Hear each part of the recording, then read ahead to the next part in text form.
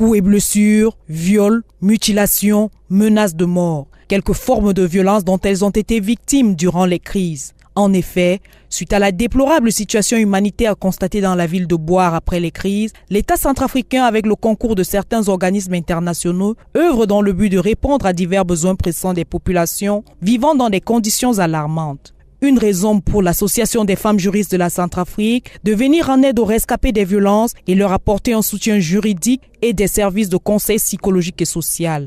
Nous avons commencé à créer des centres d'écoute. Il n'y a pas une raison pour nous de créer un centre d'écoute quelque part.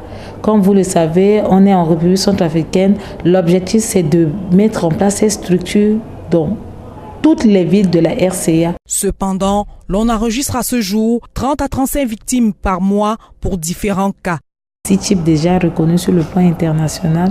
Il y a le viol, il y a la violence physique, il y a la violence sexuelle, il y a le déni de ressources, le mariage forcé et la violence psychologique. Et aux côtés de tous ces cas de violence cités ici, il y a les autres graves violations des droits de l'homme, à savoir l'assassinat, le suicide, la torture, donc y compris tout ça.